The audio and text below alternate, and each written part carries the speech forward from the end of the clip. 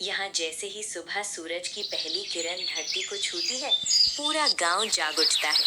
कहीं खेतों में हल चलने लगते हैं, तो कहीं चिड़ियों की चहचहाहट से माहौल जीवंत हो जाता है। हर इंसान अपनी रोजी रोटी की तलाश में घर से बाहर निकल पड़ता है। कोई खेतों में पसीना बहाने जाता है, तो कोई गांव के मोड़ पर अपनी छोटी सी दुकान खोलकर एक नए दिन की शुरुआत करता है। उसी गांव में एक रमेश नाम का आदमी रहता था, जो अपनी चिकन मसाला की दुकान चलाता था। लोग उसे प्यार से चिकन मसाला किंग के नाम से जानते थे, क्योंकि उसका बनाया हुआ चिकन मसाला इतना स्वादिष्ट होता था कि लोग उंगली न चाटते ही रह जाते थे। उसके चिकन मसाले का स्वाद ऐसा था कि उसे खाने के लिए लोग दूर दूर से आते थे। रमेश को रोज अच्छा मुनाफा होता था और उसकी दुकान पर हमेशा भीड़ लगी रहती थी। उस गांव के सरपंच थे ठाकुर बलवंत सिंह, जो दिल के बहुत बड़े इंसान थे। वो हमेशा गांव के लोगों की मदद करते रहते थे और हर सुख दुख में उनके साथ खड़े रहते थे। एक दिन की बात है, उसी गांव में बिहार से एक आदमी आता है, जिसका नाम था विनोद। वो गांव में अपनी चिकन मसाला की दुकान खोलना चाहता था, लेकिन ना उसके पास रहने के लिए कोई घर था और ना ही दुकान लगाने के लिए कोई ठेला। वो गांव में इधर उधर भटक रहा था। तभी उसे गांव का एक आदमी देखता है और उससे कहता है, अरे भाई, तुम्हें मैंने यहाँ पहले कभी नहीं देखा। क्या तुम गांव में नए हो? हाँ भाई, मैं काम की तलाश में यहाँ आया हूँ, लेकिन ना तो मेरे पास रहने के लिए कोई मकान है और ना ही दुकान लगाने के लिए कोई ठेला। क्या तुम मेरी कुछ मदद कर सकते हो? माफ करना भाई, मेरे पास तो ऐसा कुछ नहीं है जिससे मैं तुम्हारी मदद कर सकूं। तभी विनोद आगे जाने लगता है। रास्ते में उसे एक और आदमी दिखाई देता है। वो उससे भी मदद मांगता है, लेकिन वहां से भी उसे कोई सहारा नहीं मिलता। लगातार निराशा हाथ लगने पर वो थक हार कर गांव के चबूतरे पर मायूस मन से जाकर बैठ जाता है। उसी समय पास से गांव के सरपंच जा रहे होते हैं। तभी उनकी नजर चबूतरे पर बैठे विनोद पर पड़ती है। वे उसके पास जाते हैं और उससे पूछते हैं, अरे भाई, तुम कौन हो? तुम्हें मैंने गांव में पहले कभी नहीं देखा और इतने मायूस मन से यहाँ क्यों बैठे हो? जी, मेरा नाम विनोद है। मैं यहाँ काम की तलाश में आया था, लेकिन मेरे पास ना तो रहने के लिए कोई घर है और ना ही कोई ठेला जिससे मैं दुकान लगा सकूं। अरे तुम चिंता मत करो, मैं इस गांव का सरपंच हूँ, ठाकुर बलवंत सिंह। तुम मेरे गांव में आए हो तो अब तुम भी मेरे गांव के निवासी बन गए हो। और याद रखना, मैं अपने गांव के लोगों की हमेशा मदद करता हूँ। मेरे पास एक मकान है, तुम वहाँ रह सकते हो और जब भी तुम्हारे पास पैसे आ जाएं, तब दे देना।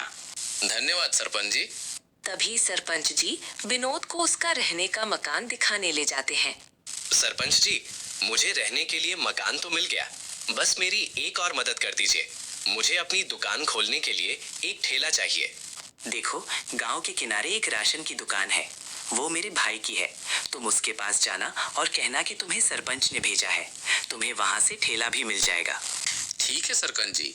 रात भी हो जाती है और विनोद काफी थक चुका होता है, इसलिए वो आराम से सो जाता है। अगली सुबह होती है और विनोद सरपंच के भाई की दुकान के पास जाता है और उससे कहता है, भाई, मुझे सरपंच जी ने भेजा है। बताओ भाई, तुम्हें क्या मदद चाहिए? आप मुझे एक ठेला दे दीजिए, जिससे मैं गाँव में अपनी दुकान लगा पाऊँ। ठीक है, लेकिन ठेले को अच्छे से रखना और मुनाफा होते ही पैसे चुका देना। हाँ ठीक है भाई। इस तरह विनोद को घर और ठेला दोनों मिल जाते हैं। विनोद को अपनी चिकन मसाला की दुकान खोलनी थी, इसलिए वो गांव की चिकन शॉप पर जाता है और कहता है, अरे भाई, मुझे ताज़ा ताज़ा 5 किलो चिकन दे दो और थोड़ा सा डिस्काउंट भी कर देना। अब से मैं नियमित रूप से तुमसे ही खरीदने आया करूँगा। आज तुम्हारा पहला दिन है, इसलिए मैं आज तुम्हें डिस्काउंट नहीं दे सकता। मैं कल से थोड़ा डिस्काउंट लगा दूंगा, लेकिन पहले तुम ये बताओ, तुम रोज 5 किलो चिकन लेकर करोगे क्या? मैं अपनी चिकन मसाला की दुकान खोलने वाला हूँ, इसीलिए मुझे चाहिए। अरे तुम्हें नहीं पता क्या? गांव में एक मशहूर चिकन मसाला किंग की दुकान है, वहाँ हर समय भीड़ लगी रहती है। तुम्हारा चिकन मसाला खाने कोई आने वाला नहीं है। तुम उसकी चिंता मत करो, मैं सब संभाल लूंगा। तभी विनोद सारा सामान लेकर घर की ओर जाने लगता है। वो घर पहुंचकर चिकन मसाला तैयार करता है और अपना ठेला लगा देता है। अपनी दुकान का नाम वो रखता है बिहारी चिकन मसाला। लोग ये देखकर सोच में पड़ जाते हैं कि गांव में पहले से चिकन मसाला की दुकान होने के बावजूद इसने अपनी नई दुकान कैसे खोल दी। काफी देर हो जाती है लेकिन उसके ठेले पर कोई भी नहीं आता। तभी वहां से दो दोस्त आते हैं और कहते हैं, अरे भाई, तुम्हारी दुकान नहीं चलने वाली है, बेहतर है तुम कोई और काम ढूंढ लो। अरे भाई, मेरा चिकन मसाला भी बहुत स्वादिष्ट है, एक बार खाकर तो देखो। ठीक है भाई, तुम इतना कह रहे हो तो एक एक प्लेट लगा दो, खाकर स्वाद चख लिया जाए। तभी विनोद दोनों को खाने के लिए दे देता है। दोनों दोस्त चिकन मसाला खाने लगते हैं और खाकर कहते हैं, देखो भाई, तुम्हारा चिकन मसाला भी अच्छा है, लेकिन तुम उस चिकन मसाला किंग से बेहतर नहीं बना सकते, और लोग भी यहाँ खाने आने वाले नहीं हैं, इसलिए तुम कोई और काम ढूंढ लो। ये कहकर दोनों दोस्त वहां से चले जाते हैं। वहीं गांव में दो दोस्त थे, टोना और मोना। वे दोनों बहुत ही अच्छे दोस्त थे।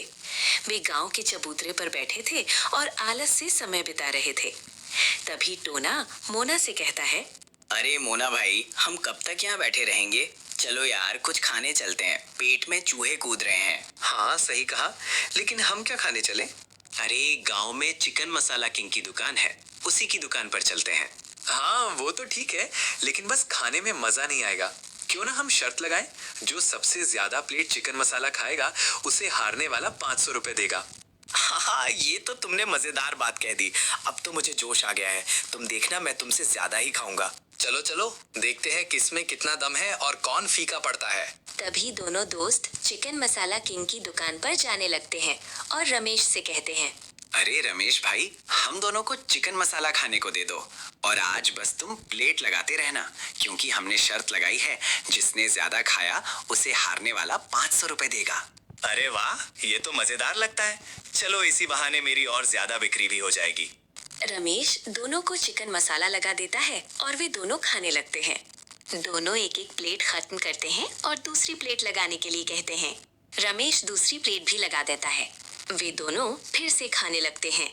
ऐसे ही खाते खाते दोनों 4-4 प्लेट चिकन मसाला खत्म कर देते हैं। फिर जब मोना 5वीं प्लेट लेने जाता है, तभी टोना कहता है, अरे मोना भाई, मैं हार मानता हूँ, अब मैं और नहीं खा सकता। अरे टोना, अभी तो मैं और 4-5 प्लेट खा सकता हूँ। तुम्हारा सबून तो बड़ा स्लो है, इतनी जल्दी हार मानते हो। कोई बात नहीं, लाओ मेरे 500 रुपए। तभी टोना मोना को 500 रुपए दे देता है। मोना बहुत खुश होता है और दोनों वहां से अपने अपने घर जाने लगते हैं। ऐसे ही रमेश की दुकान चलती रहती है और उसे बहुत मुनाफा भी होता है। वहीं दूसरी तरफ बिहारी की दुकान पर एक बूढ़ा आदमी आता है और कहता है, अरे भाई, तुमने तो आते ही अपनी चिकन मसाला की दुकान लगा दी। चलो एक प्लेट लगा दो, खाकर स्वाद देखा जाए। तभी बिहारी उस बूढ़े आदमी को एक प्लेट चिकन मसाला लगा देता है। वो खाने लगते हैं और खाकर कहते हैं, अरे क्यों पड़े हो चक्कर में? कोई नहीं है चिकन मसाला किंग के टक्कर में। तुम अपनी दुकान बंद कर दो, तुम्हारे पास लोग नहीं आने वाले। ये कहकर वो बूढ़ा आदमी वहां से चला जाता है। ये सब सुनकर विनोद को बहुत गुस्सा आता है। ये सोचकर विनोद का खून खौलने लगता है। वो मन ही मन कहता है, सब लोग मेरा मजाक उड़ा रहे हैं। अगर मैंने उस रमेश चिकन मसाला किंग वाले का कुछ नहीं किया तो मेरी दुकान अच्छे से चलने से पहले ही बंद हो जाएगी। अब मुझे कुछ बड़ा करना पड़ेगा, कुछ ऐसा जिससे पूरा गांव मेरा नाम जाने। तभी उसके दिमाग में एक खुराफाती विचार आता है। वो सोचता है कि अगर उसकी दुकान चलानी है तो उसे कोई गलत रास्ता अपनाना पड़ेगा। मैं गांव में ये अफवाह फैलाऊंगा कि रमेश अपनी चिकन मसाला में कुछ गलत चीज मिलाता है, जिससे गांव वालों की तबीयत खराब हो सकती है। तभी वो गांव के कुछ लोगों के पास जाता है और उनसे कहता है, भाइयों, तुम्हें पता है क्या, ये रमेश अपने चिकन मसाला में स्वाद बढ़ाने वाला एक केमिकल मिलाता है, जिससे लोगों की सेहत खराब हो सकती है। अरे भाई, हम कैसे मान ले? तुम तो इस गांव में नए हो, हमें क्यों भरोसा करना चाहिए तुम्हारी बातों पर? लेकिन विनोद बहुत चालाक था। उसे पहले से ही पता था कि लोग उसकी बातों पर आसानी से विश्वास नहीं करेंगे। इसीलिए उसने एक आदमी को झूठ बोलने के लिए पैसे दिए थे, ताकि रमेश की बदनामी हो और उसकी दुकान बंद हो जाए। यही कारण था कि वो उस आदमी को अपने साथ लाया था। मैंने उसे खुद अपनी आंखों से केमिकल मिलाते हुए देखा है। देखो भाई, अगर तुम्हें मुझ पर विश्वास नहीं है तो ये आदमी तो तुम्हारे ही गांव का है, तुम इसी से पूछ लो। हाँ भाइयों, विनोद सही कह रहा है। कल ही मैं उसके यहाँ से चिकन मसाला का पार्सल लाया था। मेरी पत्नी ने जब वो खाया तो अगले ही दिन उसकी तबीयत खराब हो गई। ये बात धीरे धीरे पूरे गांव में फैल जाती है। लोग डरने लगते हैं और रमेश की चिकन मसाला किंग की दुकान पर जाना बंद कर देते हैं। वही गांव के चबूतरे पर दोनों दोस्त बैठे थे, टोना और मोना। दोनों आलस से बैठे हुए थे और गांव की बातें कर रहे थे। अरे मोना, सुना क्या? लोग कह रहे हैं कि रमेश भैया का मसाला अब सही नहीं रहा। हाँ यार, मैंने भी सुना, लेकिन मुझे यकीन नहीं हो रहा। रमेश भैया ऐसा कर ही नहीं सकते। तभी वहाँ एक गांव वाला आता है और उनसे कहता है, अरे तुम लोग यहाँ बैठे हो, उधर सब लोग विनोद की दुकान पर जा रहे हैं। कह रहे हैं उसका चिकन ज्यादा अच्छा है। चलो, मैं तो जा रहा हूँ विनोद की दुकान पर चिकन मसाला खाने। तुम लोग भी अब से वहीं खाने आना। ये कहकर वो वहाँ से विनोद की दुकान पर जाने लगता है। तभी टोना सोचते हुए मोना से कहता है, यार कुछ तो गड़बड़ है। अचानक से सब लोग कैसे बदल गए? मुझे लगता है कोई ना कोई खेल चल रहा है। लेकिन हमें इससे क्या, हमें तो अपने मस्ती से मतलब है। टोना और मोना को अंदर ही अंदर शक होने लगा कि मामला कुछ और है, लेकिन उनकी आलस की आदत की वजह से वो कुछ कर नहीं पाए। वहीं दूसरी तरफ विनोद की दुकान अब चलने लगती है। जहां पहले सन्नाटा रहता था, अब वहां धीरे धीरे लोगों की भीड़ जुटने लगती है। विनोद ये सब देखकर मन ही मन खुश होता है और सोचता है कि उसकी चाल काम कर गई। लोगों ने अब रमेश की दुकान छोड़ दी और विनोद की दुकान पर जाने लगे। हर समय विनोद के ठेले पर भीड़ लगी रहती थी। लोग बड़े मजे से उसका चिकन मसाला खाते थे। धीरे धीरे उसका सारा चिकन मसाला खत्म हो जाता है। विनोद अपना ठेला समेटता है और घर की ओर चल देता है। घर पहुंचकर वो बिस्तर पर खुशी से बैठता है और अपने आप से कहता है, आखिरकार मेरी मेहनत रंग लाई। अब मेरा नाम भी इस गांव में चलने लगा है। मेरी तरकीब काम आ गई। अब तो लोग बस मेरे पास ही आएंगे। फिर वो सरपंच जी को मकान का किराया चुका देता है और सरपंच के भाई को ठेले के पैसे भी लौटा देता है। अगली सुबह होती है।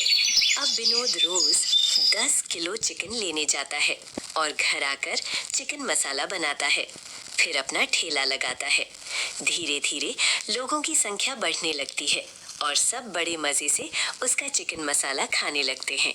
वहीं गांव के सभी लोग चिकन मसाला किंग की दुकान पर जाना बंद कर देते हैं। उस दिन रमेश अपनी दुकान पर अकेला बैठा था। आज फिर कोई ग्राहक नहीं आया। वो अपने मसाले को देखता है और सोचने लगता है, मैं तो वही मसाला बना रहा हूँ, फिर लोग क्यों नहीं आ रहे?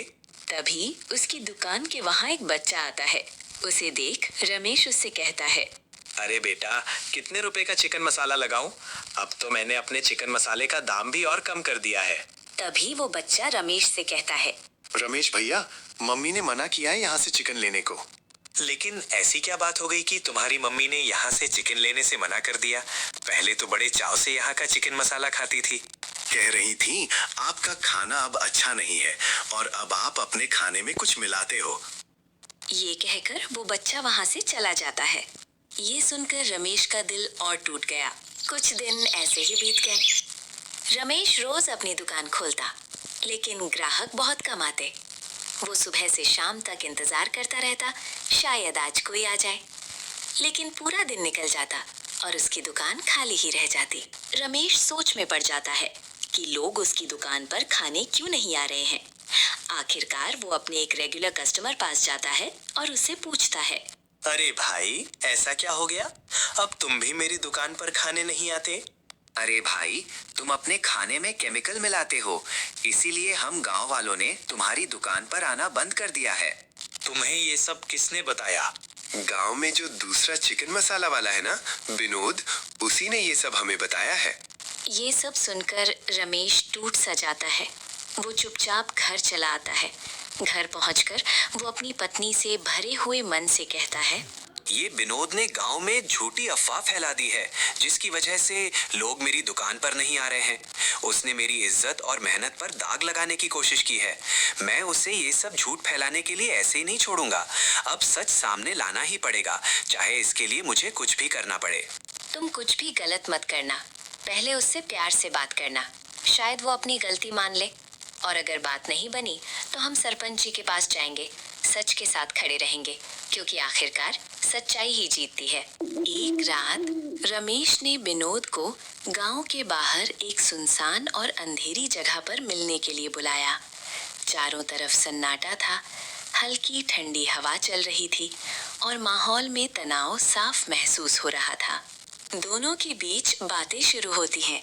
रमेश गंभीर आवाज में विनोद से कहता है, देख विनोद, तू अच्छा नहीं कर रहा है।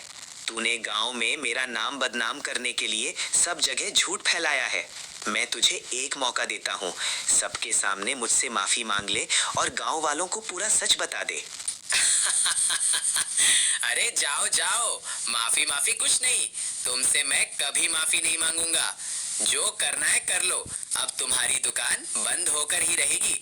गांव वाले अब मेरे ही पास आएंगे। मैं तेरी बिरयानी में कुछ ऐसा डाल दूंगा जिससे सब लोग बीमार हो जाएं। विनोद हमेशा से ही रमेश के बिजनेस को खराब करना चाहता था। ये सब सुनकर दोनों में धीरे धीरे बहस बढ़ जाती है। रमेश की पत्नी भी वहां आ जाती है और धीरे धीरे गांव के लोग भी वहां जमा हो जाते हैं। तभी वहां ठाकुर बलवंत सिंह भी आ जाते हैं। वे दोनों को शांत कराने की बहुत कोशिश करते हैं, लेकिन गुस्से में विनोद अपना आपा खो देता है और सरपंच के सिर पर लकड़ी से हमला कर देता है। विनोद के हमले से सरपंच जी जख्मी हो जाते हैं। ये सब देखकर गांव वाले घबरा जाते हैं और तुरंत पुलिस को बुला लेते हैं। पुलिस वहां पर आ जाती है और विनोद को गिरफ्तार कर लेती है। इसके बाद उसे जेल में बंद कर दिया जाता है। इस घटना के बाद गांव वालों को विनोद की असलियत पता चल जाती है। उन्हें समझ आ जाता है कि विनोद एक धोखेबाज, बुरी नीयत वाला आदमी था, जो रमेश की दुकान बर्बाद करना चाहता था। कुछ दिनों में सरपंच जी भी ठीक हो जाते हैं। उन्होंने रमेश से उसे गलत समझने के लिए माफी मांगी। रमेश की दुकान फिर से चल पड़ी। गांव वालों ने उसके स्वादिष्ट चिकन मसाला का दोबारा आनंद लिया। यहाँ तक आपने वीडियो देख लिया है तो वीडियो